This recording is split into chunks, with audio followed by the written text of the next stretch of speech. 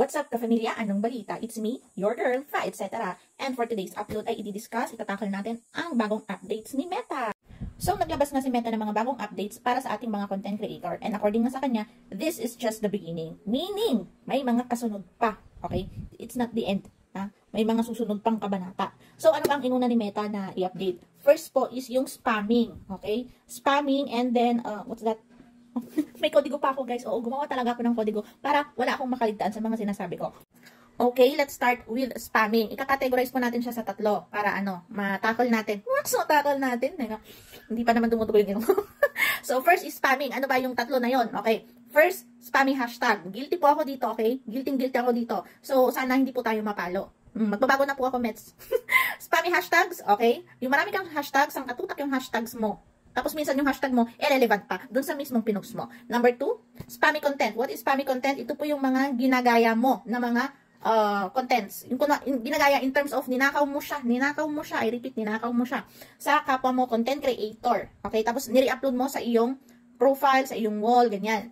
That is spamming and also, hindi, pasok siya dun sa unoriginal content. Okay?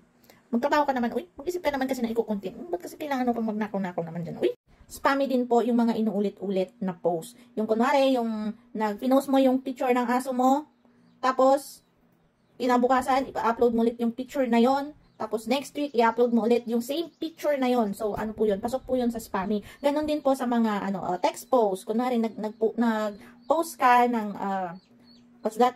Words, mga quotes, ganyan. O, tapos, wala kang maisip, pinost mo ulit, nire-post mo ulit. Ganon din po yun. Spamming din daw po yun. So, ito na. Next is spammy captions. Okay? From the word itself, medyo meron na tayong idea kung ano yun. Kunwari, guilty rin ako dito eh. Nag-upload ako ng video na nagkakape. Tapos, ang kinaption ko doon, tara na guys, mag-follow, ganyan, magbakas-bakas. Oh.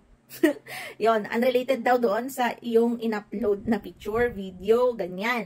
So, kung ginagawa mo tong spamming na to, ano ang mga posibleng mangyari sa iyo? Actually, wala sa iyo, pero sa account mo meron. Mababawasan ang distribution ng iyong content.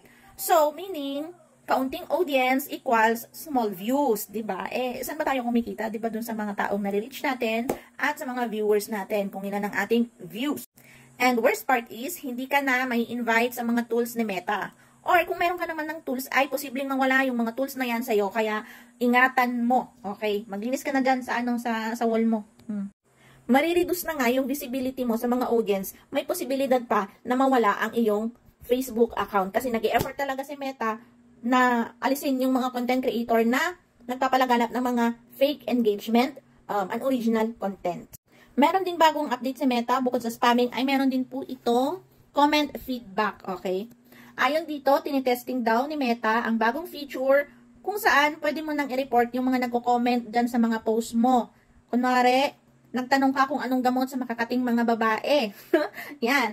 Tapos, may nag-comment na unrelated dun sa tanong mo. Oh, yan. Pwede mo daw i-signal si Meta na unrelated yung comment niya. Merong arrow na pababa. Click mo yan. Yun daw. Yan. Pwede kang mag-report na irrelevant yung comment ng tao. Susunod is reporting impersonators. So, ito na nga. Remember nyo yung nangyari sa account ni Malupiton? Yung million yung kanyang followers, million yung views niya. Tapos, bigla na lang nawala. Hindi na niya ma-access. Biglang nawala as in. Kasi nga, merong nag-impersonate sa kanya and worst is, hindi siya naka-blue badge. Blue badge. Wala siyang badge ni Facebook. O, dito na nga pumapasok yung kahalagahan ng pagkakaroon ng blue badge. Pero syempre, kailangan mo rin magbayad buwan-buwan. Okay? Yun nga. So, si Malupiton, naunahan siya, impersonator niya na magkaroon pa ng blue badge kaysa sa kanya. Kaya ang nangyari, akala ni Mets is impersonator yung original. Kaya, nawala sa kanya. Kung ma-detect ni Meta na meron kang kapangalan, i-check niya yan. At kung mapatunayan na impersonator ngayon, ay mawawala yung account na yon, ma-remove automatic. Yun ang kahalagahan ng blue badge. O, diba? Ang galing na Meta eh. Kaching-kaching. So, to wrap it up is spamming. Number 1 yung spamming ha. Huwag kayong masyadong maglalagay dyan ng hashtag. Number 2, huwag kayong fake engagement. Huwag kayong re-upload ng mga contents ninyo. Huwag kayong magnanakaw ng mga contents. Tapos, yung mga captions ninyo, ingatan nyo din yan dapat relevant doon sa in-upload ninyo na picture or video or reels. Okay? And of course, kung kaya nyo naman na magbayad monthly para sa inyong mga blue badge, why not Coconut? Kasi safe kayo dyan. Ako, in-stop ko kasi medyo maano sa bulsa. Ikaw ba naman 500 or more or less 500 sa isang ban. So, inano ko muna siya. Nag-stop muna, pero ngayon nag-iisip ako di ba sayang naman yung mga yung mga pinaghirapan natin kung mawawala lang. Pahapol, meron ako nakita pa na kanina lang. Oo, kanina lang to. Pwede mo na daw ma-view kung sino ba yung remember yung sa mga stories niyo, hindi na daw others. Pwede mo na daw makita kung sino yung others na yon. So, yeah.